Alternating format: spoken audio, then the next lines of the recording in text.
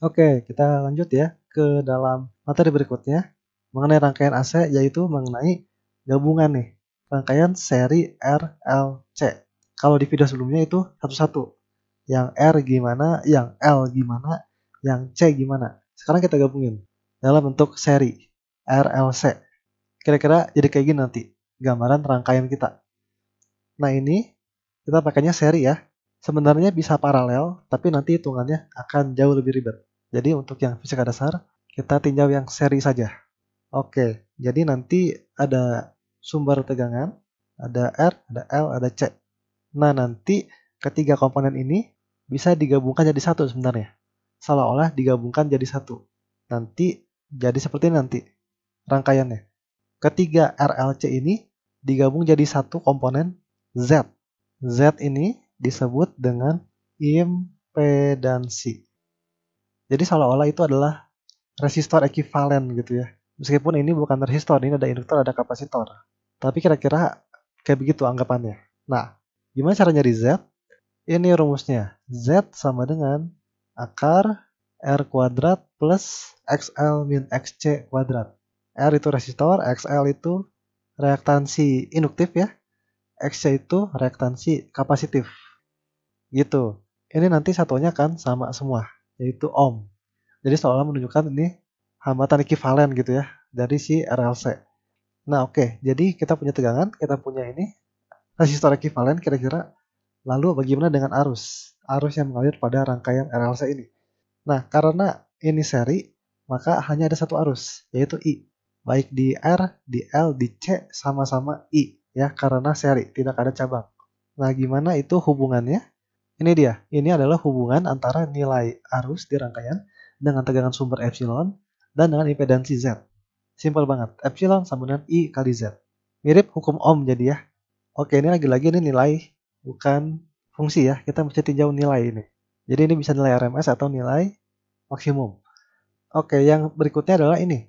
Jadi nilai tegangan sumber, yaitu epsilon, itu sebenarnya bisa dinyatakan dalam nilai tegangan dari tiap-tiap komponen, dari tiap-tiap R, L, C. Yaitu seperti ini. Jadi epsilon sama dengan akar VR kuadrat plus VL min VC kuadrat. Ini kalau dilihat mirip dengan impedansi.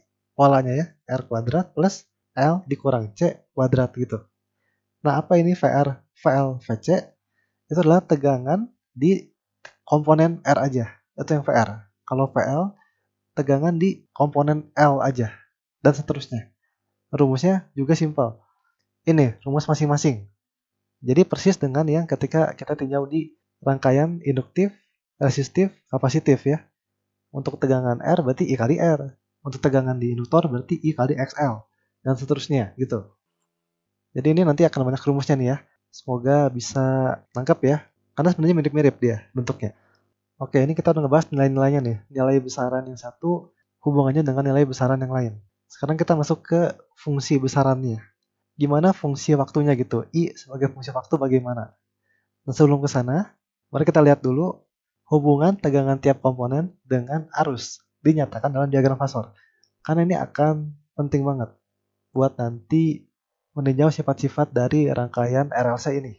Ya, berarti ini hubungan VR, VL, VC dengan I dalam hal diagram fasor. Fasanya berarti. Ini dia, ini adalah hubungannya. Dan ini akan penting banget. Jadi, yang arus kita simbolkan sebagai I, yang warna merah ini kita tinjau dalam suatu saat ya. Dalam suatu saat itu misalnya berarti omega T. Nah, ini vektor VR, tegangan resistor, itu pasti sefasa dengan arus. Ya, itu sifat dari yang rangkaian resistif. VR sefasa dengan arus. Yang VL, tegangan induktor, itu pasti nyusul dari si arus sejauh 90 derajat. Ini tegak lurus jadi. Ya, itu mirip ya, sama dengan induktif. Begitu pula dengan VC, tegangan di kapasitor itu pasti telat dari arus sejauh 90 derajat. Ya, ini persis sama dengan di rangkaian kapasitif. Jadi itu kira-kira hubungan fasa tiap komponen tegangan dengan si arus listrik. Oke, sekarang terakhir. Ini kan tegangan tiap komponen. Gimana hubungan fasor, hubungan fasa antara si arus I dengan si tegangan sumber epsilon? Pasti ada juga. Nah, ini yang dinyatakan seperti ini, fungsi waktunya. Jadi hubungannya adalah antara tegangan sumber dengan arus itu ada beda fasa sebesar V. Kalau tegangan sumber kita itu rumusnya ini, epsilon M sin omega T, maka I kita adalah sama juga sin, tapi ada minus V. Ini dia, ada beda fasa V. Dan ini adalah rumus dari si beda fasa itu. Jadi tan V sama dengan XL min XC per R. Ya. Kalau digambarkan secara fasor, kira-kira kayak gini nih. Jadi ini fasornya arus, yang hijau fasornya tegangan sumber, sudut antara keduanya itu adalah V. Ini ada sudut sebesar V, beda fasanya. Nah, tapi ini bukan berarti bahwa karena ini minus, berarti arus kalau di RLC pasti telat daripada si tegangan. Enggak begitu. Karena nilai V ini bisa plus, bisa minus, bisa 0. Tergantung XL-nya berapa, XC-nya berapa, R-nya berapa. Ya, jadi nggak selalu menunjukkan ini tuh minus, telat arusnya. Nggak begitu ya. Jadi ini kira-kira kemungkinan nilai V-nya. Kalau V-nya positif, lebih dari 0, itu artinya adalah XL lebih dari XC. Itu artinya rangkaiannya induktif, lebih dominan induktornya. Maka di sini nanti tegangan akan mendahului arus sejauh V. Kalau negatif, maka nanti XC-nya lebih besar daripada XL. Dominan di kapasitor namanya rangkaian kapasitif. Di sini arusnya yang mendahului tegangan sejauh V. Nah, ada satu lagi, yaitu ketika beda fasanya 0. Ini ketika XL sama dengan XC. Nah, keadaan ini disebut dengan keadaan resonansi. Dan dalam hal ini, arus sefasa tegangan. Tapi sebenarnya resonansi itu punya makna lebih. Yaitu pada rangkaian resonansi akan diperoleh daya rangkaian yang maksimum. Nanti akan dijelaskan cara menghitung daya ya. Intinya adalah ketika resonansi, kita punya daya di rangkaian listrik kita itu paling besar dibandingkan dengan induktif atau kapasitif. Nah, gimana cara ngitung daya tadi ya? Tadi kan dijelaskan ya, ada daya. Ini deh cara ngitung daya di rangkaian AC. Nah, karena daya itu bergantung pada tegangan dan arus, dan kita tahu sebenarnya tegangan dan arus bergantung pada waktu, kita hitung daya rata-ratanya saja ya. Rata-rata, jadi satu nilai saja. Ini dia rumusnya. Jadi P average ya, daya rata-rata itu sama dengan rumusnya I kuadrat R, mirip dengan daya pada resistor, tapi I-nya IRMS ya, pakainya IRMS. Atau bisa juga pakai rumus ini. Epsilon RMS dikali IRMS dikali cosinus V. Ya, jadi bebas mau pakai yang mana. Nah, ini sebagai informasi, jadi cos V ini bisa disebut dengan faktor daya. Ya, ini suatu istilah di dalam perhitungan rangkaian AC. Faktor daya. Oke, jadi ini adalah kira-kira teori-teorinya ya, cara perhitungannya. Kalau intinya sih, tentu ada impedansi, jadi dirangkum jadi impedansi, lalu kita cari ini, epsilon sama dikali Z, hubungan antara arus di rangkaian dengan tegangan sumber, lalu kita gunakan beda fasa ini untuk mencari arus sebagai fungsi waktu. Dari beda fasa kita akan tahu nanti apakah rangkaian ini induktif, kapasitif, atau resonansi. Jadi kita bisa tahu siapa yang duluan, siapa yang telat, atau nggak ada yang telat gitu ya. Lalu tambahan lagi bisa menghitung daya. Kira-kira gitu. Nah, kita coba satu soal cepat untuk menggambarkan perhitungan dari rangkaian AC. Jadi kita punya rangkaian RLC seri. Ini komponen-komponennya. Resistor 100 ohm, induktor ya, 30 mili Henry, dan ini kapasitornya 20 mikrofarad. Tegangan sumber punya amplitudo 5 volt. Ini adalah epsilon M ya, amplitudo dari tegangan sumber. Dan punya frekuensi 60 Hz.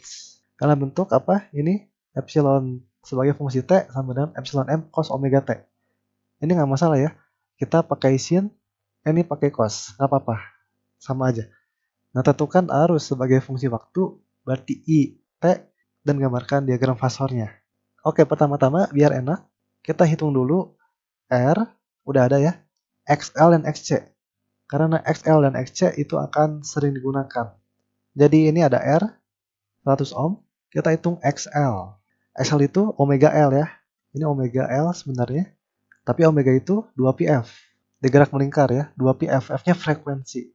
Karena di soal itu kita taunya Hertz, frekuensi F, bukan omega. Jadi cara ngubahnya gitu. dikali dengan L ya. L-nya ini, satunya jangan lupa diubah, ini mili. Lalu XC ini juga sama, sebenarnya ini omega C, tapi diganti jadi 2PF. Oke, kita hitung dapat nanti R, XL, XC. Semuanya dalam satuan ohm. Ya. Kalau udah apa? Kita lihat ya, kita mau cari arus sebagai fungsi waktu. Apa rumusnya? Ini kan, I sebagai fungsi T adalah I maksimum sin omega T min V. Omega udah tahu, 2PF tadi ya.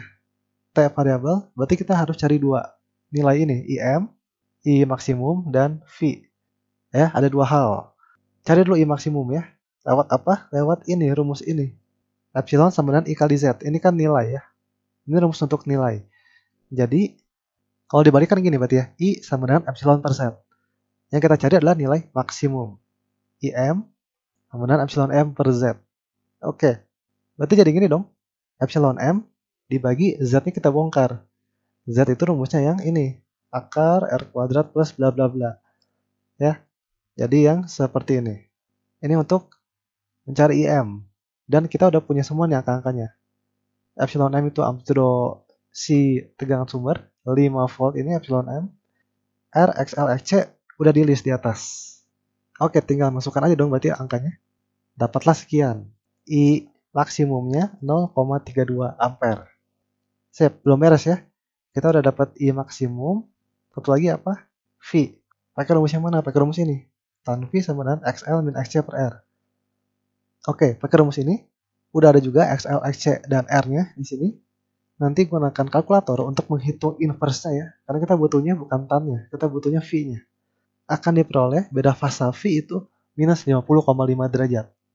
Minus artinya apa? Kalau minus kapasitif dia rangkaiannya, artinya arus nyusul tegangan.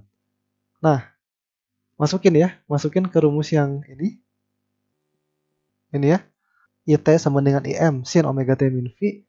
Angkanya kita masukin. IM-nya 0,32, V-nya minus 50,5 derajat. Juga omeganya tadi ya, omeganya tadi 2PF. Maka kita peroleh ini I sebagai fungsi T 0,32 sin bla bla bla. Ini minus ketemu minus jadinya plus ampere. Ya, ini I-nya plus itu artinya adalah mendahului si tegangan ya sebesar 50,5 derajat. Nah, mohon maaf, ada yang salah. Ini harusnya cos ya. Karena di sini di soal pakainya cos. Jadi kita ikutin. Pakai cos juga. Sisanya sama persis. Gitu. Jadi intinya tetap sama, mendahului 50,5 derajat. Terakhir diagram fasornya digambar. Kira-kira akan seperti ini nanti. Jadi arusnya sekarang itu lebih dulu dibandingkan dengan si epsilon ya. Lebih duluan, nyusul, dan ini sudut antara mereka 50,5 derajat. Gitu. Sesuai dengan perhitungan beda fasa V. Sip, oke, jadi kira-kira sekian dulu untuk perhitungan rangkaian RLC. Di video berikutnya kita akan latihan lebih jauh mengenai soal-soal yang ada. Semoga ini semua membantu. Sampai jumpa di video berikutnya. Terima kasih.